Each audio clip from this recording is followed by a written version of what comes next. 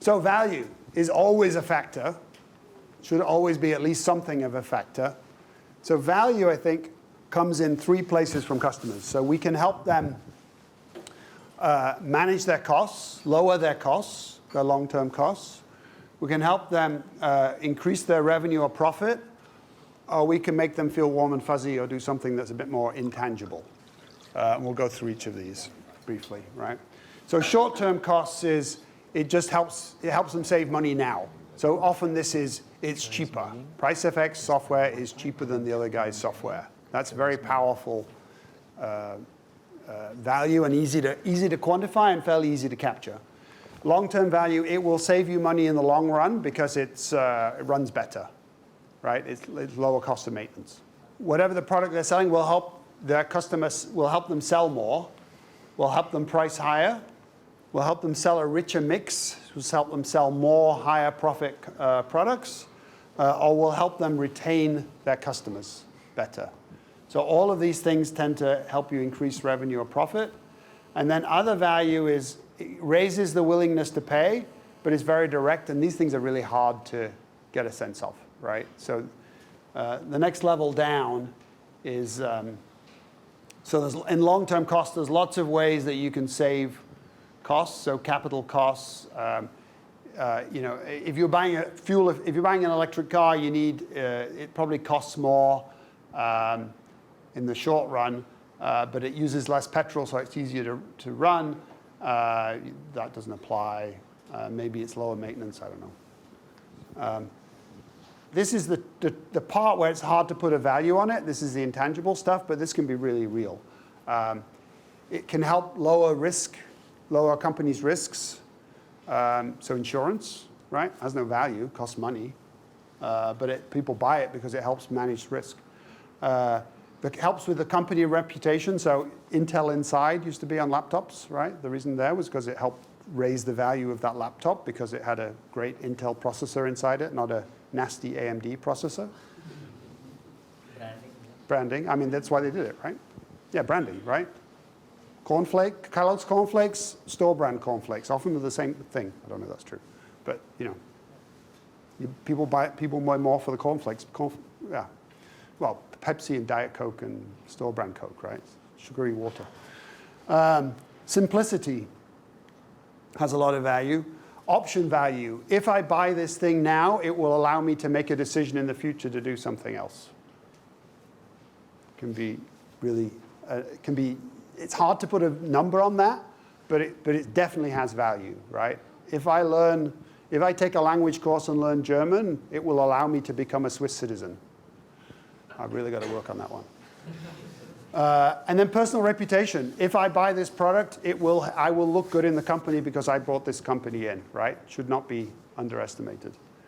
So having a sense of these things and then understanding, some are easier and harder to monetize than others, but it might be that the value comes from here and some of this stuff down here is more of the why people buy at the end of the day. Price, then, the value is always versus the next best alternative or alternatives. So this is the thing you would have bought anyway. So let's use the example of an Apple Watch, right? So there are other watches out there, I guess, but they don't work so well. You might not build it yourself in this case. Well, pricing software, maybe that's a better one, right? So there's direct competitors that you've got.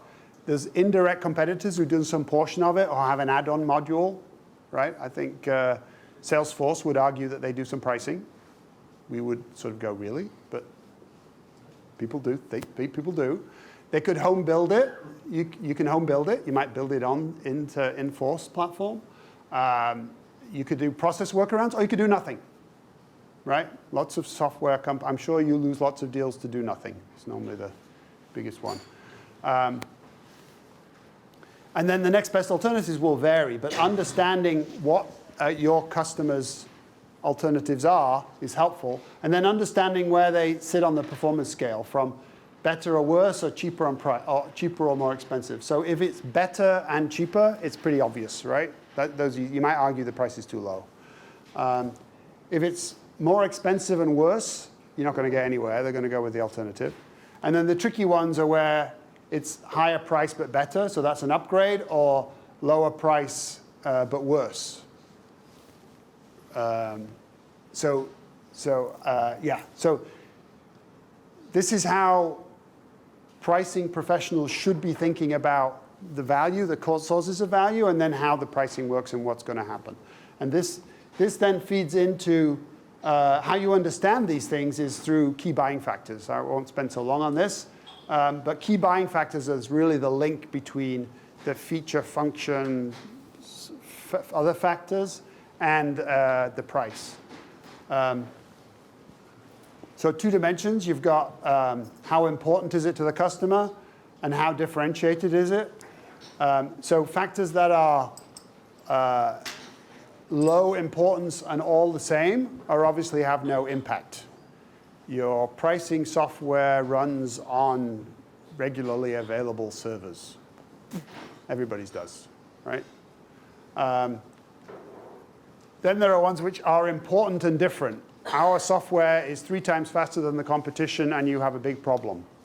So you need the speed. That could be a key buying factor. And these are the ones, the most important ones. The tricky ones are, it's important, but everyone's got it, right? Everyone's pricing software looks the same. Can I say that? Am I allowed to say that? They really do. Nope. Billy's shaking his head. Nope, not allowed. They all look the same. So I don't think that's a key buying factor, because when you're halfway through your 3rd demo of pricing software, it all looks the same, right? Something else is a key buying factor. And the one we've got to be careful with is distractions. These are distinctive features but the customer doesn't care. Look, we have a blue logo, right? Nobody else has a blue logo. Nobody cares that you have a blue logo. So it's interesting to, again, I mean, from the perspective of you guys, is understanding what are the key buying factors that your customers' customers are. What are they? Why are they? What are the features? What are the things they're looking at when they're making their decisions? You probably won't come so close to it directly, but it does get back to then, where does it fit in the sources of value? Should tie back.